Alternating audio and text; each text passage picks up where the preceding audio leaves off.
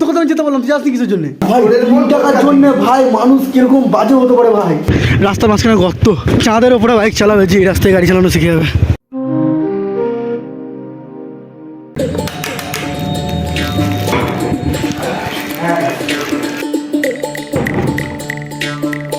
তো আজকে আমরা এখানে একটা ছোটোখাটো পিকনিক করবো, সেটা হচ্ছে মুড়ির পিকনিক, মুড়ি চানাচুর।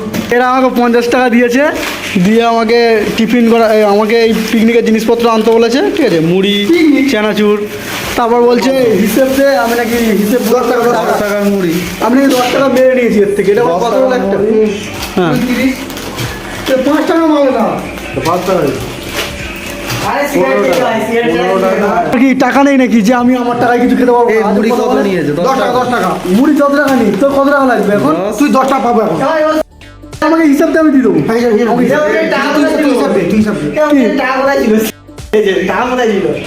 তা আমার কাছে টাকা নেই, আজ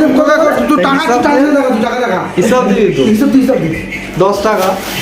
হ্যাঁ এই 10 টাকা 3 টাকা, এটা 10 টাকা 5 টাকা করে কি বলবো? এগুলোর দাম 10 টাকা, তুই চ এক্ষুনি 5 টাকা করে কি বলবো? আরে 10 টাকা, এটা 10 টাকা, এটা 10 টাকা, 10 টাকা কত হলো? 30 টাকা। এটা 10 টাকাই ধরলাম, 5 টাকা বিশ্বাস কর ভাই, এটা 10 টাকা। তুই চল, আমি দোকানে দেখাচ্ছি। আর একটা তো মুড়ির প্যাকেট আনতে পারছিস, আর একটা মুড়ির প্যাকেট কতগুলো খাবি তুই? তুই কেন নিবি? তুই তো 10 টাকা, তুই তুই 10 টাকা পাস তো, তোকে 7 টাকা দিয়ে চলে যা। কেন জুয়া খেলে টাকা পেয়েছে, সেই টাকায় আমাদের মুড়ি চানাচুর সব কিছু খাওয়াচ্ছে। তার মধ্যে 3 টাকা আমি মেরে নিয়েছি। ঠিক বল না, তার থেকে 3 টাকা আমি মেরে নিয়েছি, সেটা নিয়ে অনেকক্ষণ ধরে কন্ট্রোভার্সি চললো। আগের দিন আমাকে যে পকোড়া খাইয়েছিল ওই যে ছেলেটা আছে, 50 টাকার পকোড়া খাইয়েছে। আজকে বলছে আমাকে খাওয়াতে হবে। এটা কোনো কথা হলো ভাই? একজনকে যখন খাইয়ে বলে সেটা কি ঠিক? এটা কি মানা যায়?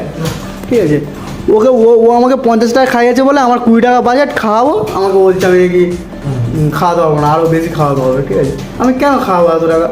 ও বড় লোক খাইয়েছে, লজ্জা থাকে না কথা বলবি? 3 টাকা খাবার খেয়েছি ভাই, সেই জন্য কত কিছু শোনাচ্ছে এরা। হ্যালো গাইস, এখন আমরা বেরিয়েছি আমরা অ্যাডভেঞ্চার করতে রাতের বেলা। আমার সঙ্গে আছে হিমাদ্রি, আছে আমার সঙ্গে আছে প্রত্যেকটা মেয়ে ক্রাশ অরুণাভ সর্দার, একটু দেখি মুখটা। হ্যাঁ, আমার সঙ্গে আছে বিবাহিত জীবনের অক্লান্ত সঙ্গী শিবু নস্কর। ললিপপ 5 টাকার ললিপপ খাবি? 5 টাকা না, 20 টাকা যে চিকেন ললিপপ ওটা খাবো। 30 টাকা তো ললিপপ না, 20 টাকা। তুই কি খাবি? ললিপপ। ও সরি, তুই কি খাবি? একই রকম দেখতে তো বুঝতে পারি। দোকানে কি খাবি? চ এখানে কি খাবো? ললিপপ খাবো, চিকেন ললিপপের টাকা নেই, তাহলে একটা ললিপপ কিনছি, 4 জন ভাগ করে খা। তো ব্যাপারটা হচ্ছে 5 টাকার পকোড়া খাওয়া বলে এসেছিলাম, সবাই ভাই 80 টাকা করে পকোড়া খেয়ে নিয়েছে। ঠিক আছে, সরি, সব মিলিয়ে 80 টাকার পকোড়া হয়েছে। খেয়ে নিয়ে একটু লজ্জা লাগে, ঠিক আছে, সবাই দেখছে। তো গাইস দেখো, আমার থেকে ইন্সপায়ার হয়ে এই ছেলেটা আমাদেরকে এখন ডিমের চপ খাওয়ালো। এটাকে বলে ইন্সপিরেশন, আমি ওর ইন্সপিরেশন। ঠিক আছে, আমি যদি আজকে ওকে চিকেন খাওয়াতাম, আমাকে মটন খাইয়ে দিত, এত ভালোবাসে, ইন্সপায়ার করেছি আমি ওকে।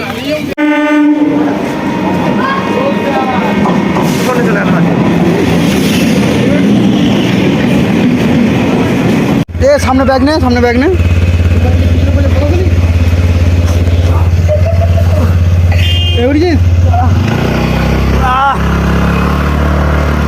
ব্যাপারটা হচ্ছে শিবুর পেয়েছে খুব জোরে পটি, তার জন্য আমাদেরকে স্কুটি চালিয়ে আমাদেরকে নিয়ে যাচ্ছে এক ফোন করে ঠান্ডা, তারপরে এরকম স্পিড,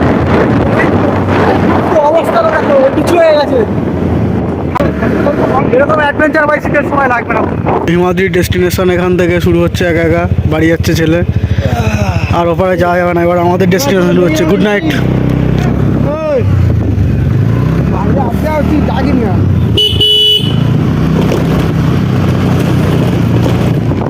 এটা হচ্ছে আমাদের অফরোডিং রাস্তা। ঠিক আছে, এই রাস্তায় যে বাইক চালাতে পারবে সে মনে করো চাঁদের ওপরে বাইক চালাতে পারবে।